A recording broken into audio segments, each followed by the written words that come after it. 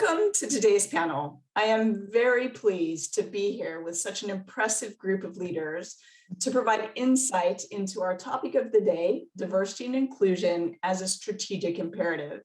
You might ask, why does diversity and inclusion need to be a strategic imperative? Dion, I'm going to come to you first on the panel. You participated in the IDS pilot. And I think you have an employee population of around 350, 400 people. Can you tell us how they reacted to the initiative and maybe a little bit on how you drove participation? Sure, Carrie, thanks for the question. Thanks for having us.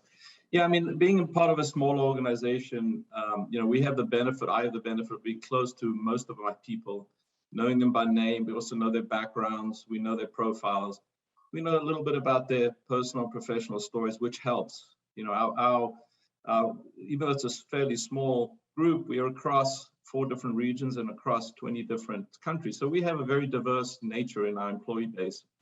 I have a very diverse story myself, coming from South Africa and having immigrant parents and then immigrating to South Africa, to the United States. So this is a very important initiative for myself. And when we launched our Exceeding Diversity and Inclusion program in February, I was thrilled, Carrie, to see how it was well received within the organization. I mean, I saw all levels of enthusiasm. It created a level of engagement within our employee base because they felt they could do something and make an impact, but not only at Exceedion, also within our industry and inside of their own communities. So in my view, it awoke a different thought process inside of my employee base. So what we did is we started out by creating a diversity and inclusion committee of about 5 people and from a cross-functional team. It was led by a VP of marketing and our chief people officer. But we had so many people wanting to participate that we actually had to create 4 subcommittees. And we had them focused on things like training and education, employee onboarding, community outreach and inclusion. We just wanted more and more people to participate. And that was our effort to do that. So we landed up having about 25 individuals from all over the place, all of our company, getting involved in how can we solve some of the issues and challenges we see in the organization, in our industry and in greater society. Communication is key. We have an internal communication on diversity and inclusion in our quarterly newsletter. We added a new value to our Exceedion values called equality, again, to make sure that our current employees and new employees would understand that that's important to us. Many of our members and the committees themselves come from diverse minority groups and are very diverse in their own background. So it was important for them to feel like they could, bring that voice and make Exceedion a better place to work. So that's how it worked for me, Carrie. I think it's different for every organization. So there's no clear-cut recipe for success. I think the one thing that is common against all organizations, irrelevant of size, is it's important for a leader to lead and make sure that people understand this is important for the organization. But I think more importantly, the employees themselves need to feel like they can make a difference, that their voice can be heard. And when they're involved and they do take actions, that their involvement could mean something very big. It's fantastic. It sounds like a really good grassroots effort that everyone wants to be a part of. I think that's, if you can get an employee program going like this, against something as strategic at this, you can definitely claim cultural success. So well done and congratulations on that. Vicki, maybe over to you. Can you tell us how the TM Forum can make this easier as an independent organization? Yeah, I think just picking up from what Dion said about the employees and how they feel, as an independent, it's important to talk about psychological safety. And this is how we want the employees to feel who participate in this program. It's a term that was coined and defined by Harvard Business School. And it's a belief that you'll not be punished or humiliated for speaking up with ideas, questions, concerns, or mistakes. And in short, it's about how comfortable individuals are with taking risks and being vulnerable to their team. So as TM Forum, we can provide an alternative way for employees to share their thoughts. And particularly when we're talking about the inclusion part of the IDS score, they can share their thoughts through the IDS to us as a third party. So within the briefing, we make sure that they really know that it is anonymous, and we will only provide aggregated data back to the participating organizations. So what we're doing is encouraging open communication and supportive relationships amongst the employees and their organizations. And so what we're doing to make this easier is doing that. What TM Forum does is a coming together of the industry and getting that sponsorship from the leaders from the top down. Excellent, thank you. With obviously being here in Europe, GDPR is a huge aspect of this as well. So yeah, we all know that data is quite a challenge when you're trying to get any sort of personal information. And so I think being an independent, understanding that safety around that psychological safety is going to be critical for us to be successful in this. Pierre-Francois, I'll come over to you. You run an organization, EcoVadis, that is one of the most, world's trusted providers for business sustainability ratings. When you look at this thought around this IDS score, could you provide some insight as to how ratings companies such as yours could value this and could provide, something like this into your customer base? Of course, and thanks, Gary, for inviting me. Really glad to be here representing EcoVadis and rating agencies and more generally.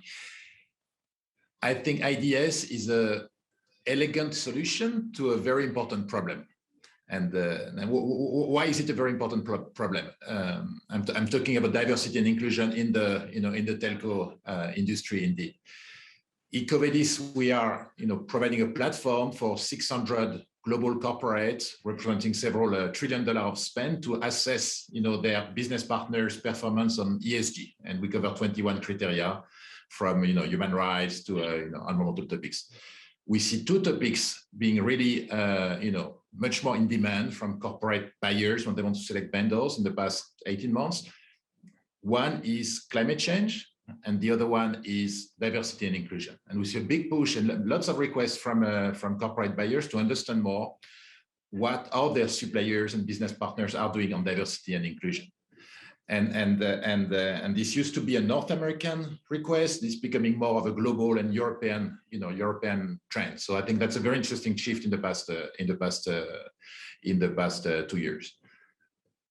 In front of this, or in face of this, when we look at the practices of the telco companies and the network equipment and all the supply chain of associated with the telecom, the level of reporting and the level of practices when it comes to diversity is actually pretty low. Seconding what Kerry you were saying in the introduction, we are measuring that only 22% of companies are able to report and demonstrate in a structured way what they do on diversity and inclusion. So your customers are asking more and more for this, and you have a difficulty to demonstrate what you do, or you have difficulty to do things in many companies. So that's why I think it's an important problem indeed, and quite urgent to tackle for the industry. Why is IDS an elegant solution? I think it's very similar to what NPS is doing. Is being able to boil it down to a single score and being able to make this very complex topic, understandable through a unique metric. One of the challenges we see when we try to measure diversity and inclusion in companies is that there is no standard today. Everyone is coming with slightly different, well, not slightly, so often very different ways to measure this. And for rating agencies like ours, there is limited, metrics of performance or success. So we think that IDS becoming a standard for your industry could help, create a more level playing field, could help demonstrate improvements, to your customers, and how will it work for us? EcoVadis, we are providing this ESG score, covering all dimensions and sub-scores. We will embed, IDS, together with other elements of management system, in order to enrich particularly the score we can provide.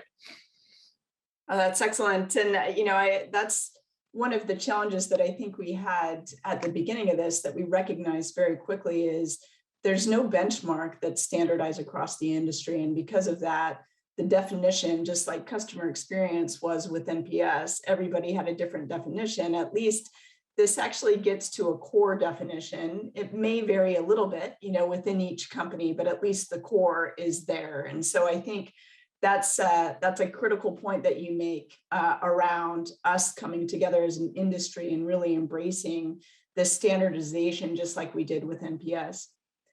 Magda, I'm going to come over to you now. You're the head of diversity, inclusion, and everything strategic around people within Verizon, I would say. In terms of data collection, I think you've done some really interesting things in regard to operationalizing this type of metric and metrics as a whole into the executive, operational monthly and quarterly environment. Can you give us some of your best practice around what you've done in that area? Absolutely. Thank you, Carrie, and thank you, TM Forum, for just prioritizing this work.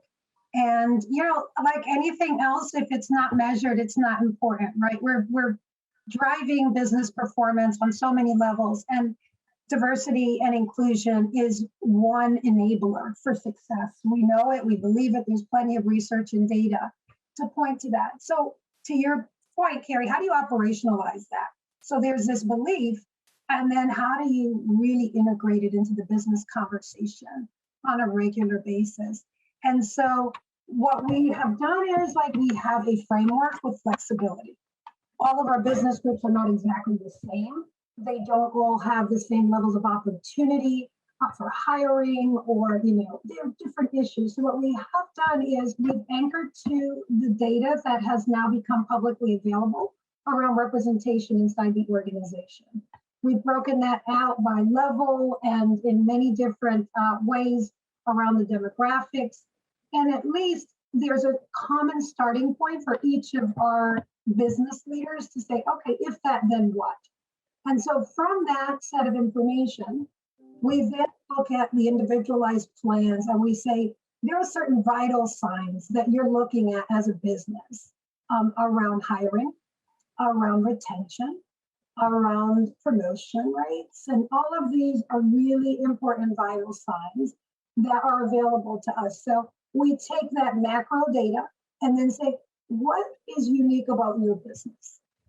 If it's a business that's in growth and there's a lot of hiring, then we would focus the plan in the hiring space slightly. If it's a business where they're seeing retention is a particular challenge, so it's not absolutely a one size fits all. There is a framework that has a set of vital signs, data points, that are available to us to then hone in on the focus areas and priorities. The leaders are seeing this on a regular and recurring basis, monthly within their HR community for their unit. And on a quarterly basis, I meet with them so that we could then say, how do we look at this across the entire operation and across the entire enterprise? There are pockets of excellence and pockets of real challenges.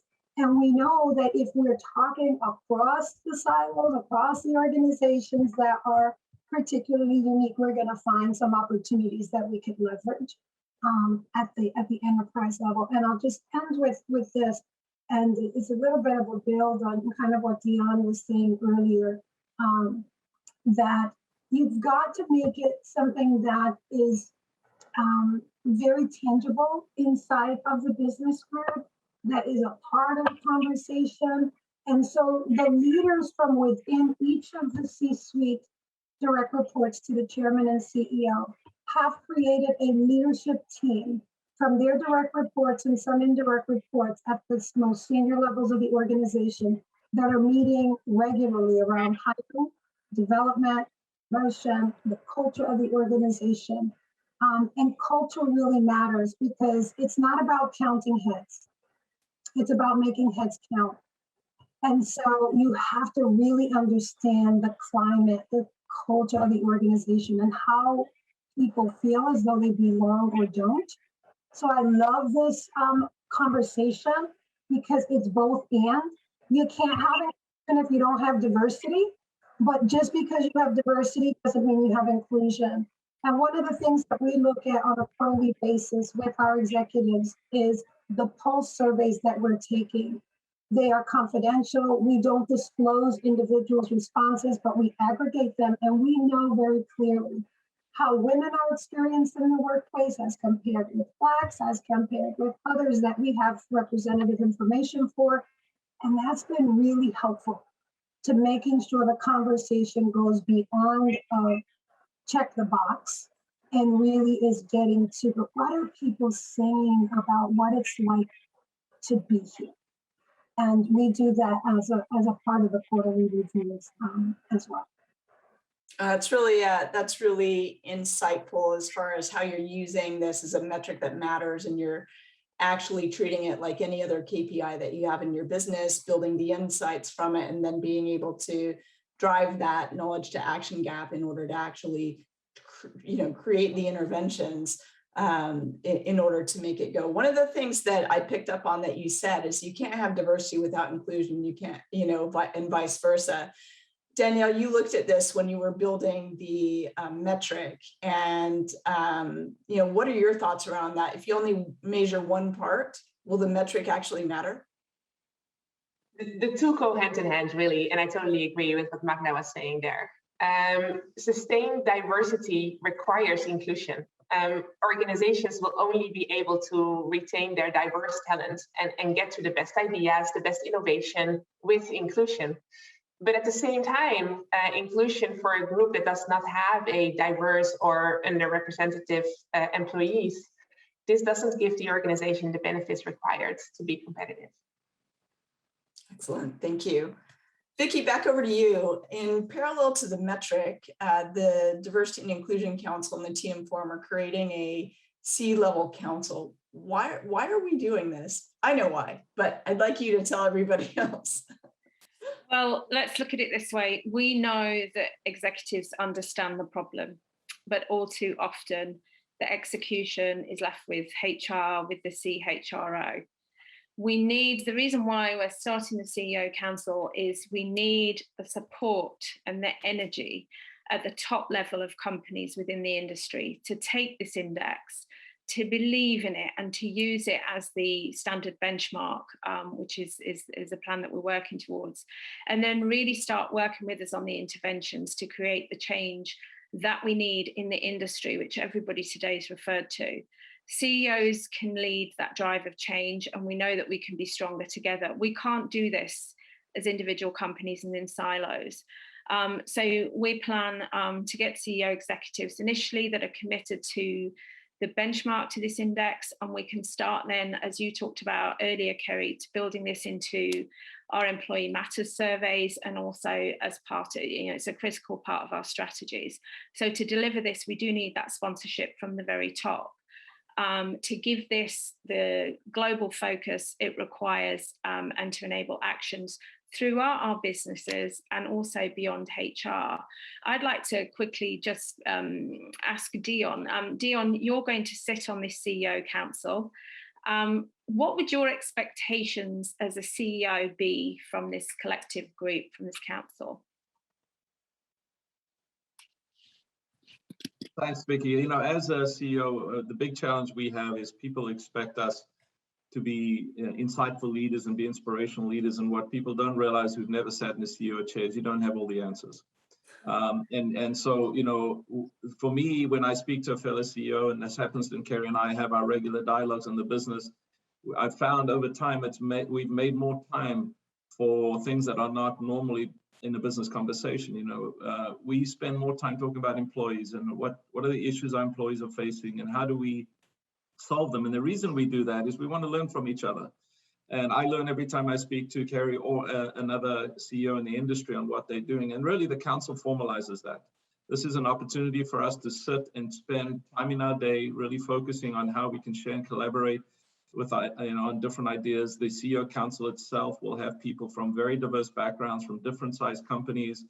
And I think together we can sit down and talk about how can we benefit from sharing ideas, how can we build a plan, and more importantly, how can we take those plans and take them into action. So to me, I'm honored to be a part of this council, and I think it will give me a fantastic opportunity to take new ideas from my colleagues and implement them in real change inside of Exedion and in the industry. That's great. Thank you, Dale. Yeah, thank you, Dion. And you're absolutely right. I think the majority of the conversations that I have with my peer group of CEOs, maybe the first 5 minutes is around technology or process or procedure or distribution or whatever that may be. But then the majority of the time is always around our people, and it's always around the culture that we're building and how we can actually engage with one another and collaborate. In Magda, we're doing a lot of work in the GLF and between the GLF that Verizon plays a huge part in, and the TM Forum. I think we all know that no one owns diversity. It's not something that you can own. You can't own inclusion. What are your thoughts around how we can scale this through collaboration across the industry? I think that collaboration needs a level of vulnerability, and that is that we don't all have it right. Regardless of how long an organization has been working on diversity, equity, and inclusion, there's always a higher gear, and there's always an opportunity to do more. The world is just so dynamic, and there's always new issues that are coming our way, new us and thems. Some people who feel more included than others. And so I don't think this work is ever going to be done. I think in the global context and the conversations that the Global Leaders Forum and the TM Forum can lead is to really just create a space where people can honestly say, here's where I am. And that doesn't always happen. And so, Vicki was talking about psychological safety for our employees. I think there's going to need to be psychological safety for the CEOs and the CHROs and the CDOs to really, and go beyond the numbers. I think the IDS is going to be super helpful. But then what, right? And all the companies are just so different. So I think the collaboration is going to require transparency, vulnerability, safety, and a real willingness to just keep at it, because this is hard work. And it's hard work because diversity in and of itself brings so many different perspectives. And Danielle talked about the power of diversity for innovation and for all that. Yes. And it's harder. Think about just deciding dinner in our homes, right? If we get to do that by ourselves, it's just a quicker choice. But start to ask your family. Have you ever made that mistake? You're driving home and you're like, you know what? Let me just ask everybody what they want. And suddenly you've got so many perspectives. The choice at the end of the day might be better at the table, but it was a little messier than if you just did it all by yourself. And so I just think we're going to have to be really prepared. Do you really want to collaborate? Do you really want to be open and learn and share? And if the answer is yes, then just prepare ourselves for the fact that it's going to be different. Even the development of a standard, a technical standard for the IDS is going to take a lot of perspectives. And we need to practice the art of inclusion in order to really drive a collaborative industry-wide initiative like what you're taking on. And we're just thrilled to be a part of it and to help in whatever way we can. I think it's an interesting one, which, you elaborated on the fact that it's hard. And I know throughout my career, I've had, at least in my management career, I've really tried to drive 50-50 diverse teams, at least from a gender perspective and then beyond. And I will say it's harder. And the conversations, I call it the tornado, starts here and then it has to go around about 5,000 times before you actually end up with that final, conclusion as to where you actually need to drive the business. But what I've also seen is when that decision falls out, it holds strong and it's believed in and it's engagement. And there's this level of velocity that comes with that once we get to that point that really drives the business forward. And that's why I think you see the metrics of innovation and profitability and all of these other things, because it enables the engagement across the entire company to actually take shape versus that, brain think, where it's all one kind of perspective coming in. That's a much faster way to make decisions, but it's not a better way.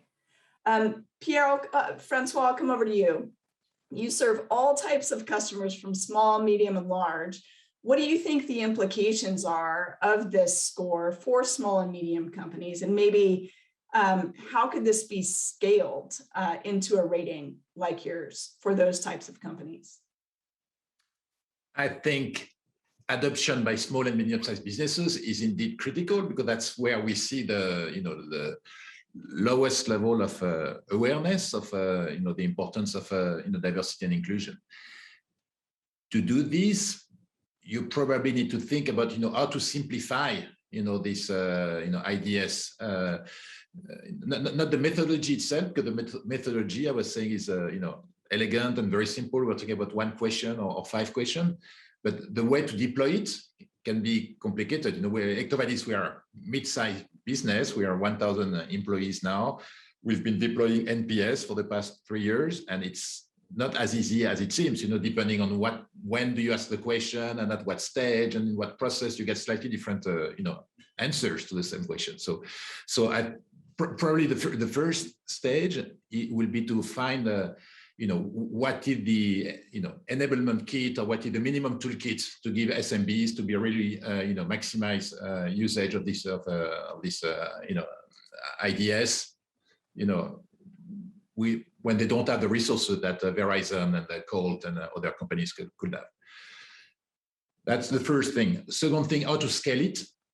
I think a very easy way to scale it is doing what EcoVadis has been doing for the supply chain, is using the network of your suppliers. If top 10 or top 50, companies in this forum decide to adopt IDS in the next 12 months, and then decide to invite, 100 of their suppliers each, we'll go from 10 to 1,000, and that's what we've been doing with EcoVadis. We work with 500 big buyers like Verizon, and now we have 50,000 businesses, which are suppliers which are collaborating. And I think exactly the same thing can be done for diversity and inclusion. If I make a parallel with climate and carbon, we've launched a carbon score earlier this year, and we see, lots of large companies engaging their suppliers, saying, we want you to reach a level of 3, 4, or 5, on carbon maturity, and those who are reaching a, higher score will have a higher chance of being selected a preferred partner. So cascading through, the value chain, and cascading through the telco supply chain is a way to, demultiply the impact you can have in a relatively short time. Excellent, thank you. It's this holistic view of ESG as a whole, and I think all of these metrics start coming into the mix, and I think you're absolutely correct. If you want to get to a level scope 3 on sustainability, you have to have dependence upon your supply chain. This is no different. If you want to get to the highest level of IDS, you're going to have some dependencies on the supply chain in order to make it happen. So I think, that's a really good perspective as to the impact that this can have across the entire industry and the entire ecosystem that we work in. We all know, before I close, we all know that strategy without execution is a dream. So I'm going to go around the panel and ask for a flash round to ask each one of my panelists around the industry in the next 12 months, what they would like to see around that execution point in order to really start embedding the IDS score and the idea of diversity and inclusion as center to our strategies within our company. So Dion, I'll start with you.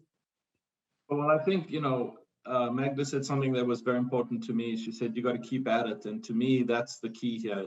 What I'd love to see is not see an initiative wane in enthusiasm and participation after it's launched. Quite the opposite. I would like to see a pickup and acceleration. And I think it's very important when you have that, to ensure that happens, is to have something to shoot for. And I think the score is just that, Kerry. I think the score needs to give CEOs like myself and my colleagues, how you're doing against industry benchmarks. And then more importantly, how you're doing against yourself the year before and the year before that. So continuous improvement needs to be the goal, because I think if we all as CEOs can focus on continuous improvement in our own companies and then spreading it in far more companies, I think that will get that momentum and make sure that momentum is continuous. So that's important for myself, and I think we can do it. Excellent, thanks. Danielle. For me, the importance is confirmed. And now I really want to realize results and make real change. I am very excited about the pragmatism and the action orientation of the score. And the combination of those two is key to me. I feel confident that we will be able to confirm the robustness of the score and really finally provide the standard metric that the industry is craving so badly. Thank you. Magda. What I'd love to see in the next 12 months is that this conversation around diversity, equity, and inclusion is anchored in the business conversations that everyone is going to be having as we plan out 2022, that this not be a separate HR or DEI initiative. It's not an initiative, it's not a program, it's a part of our business strategy, how we're going to win. And so at Verizon, we think about it in terms of 4 stakeholders for us, right? The employees, our customers, our shareholders, and the larger society. And so when people hear the conversation of diversity, equity, and inclusion, it's framed in a common language. It's framed in the strategic language of the company. And so wherever that is inside of your business conversations, I'd love to see that it is anchored in the business and it is part of how you are defining winning.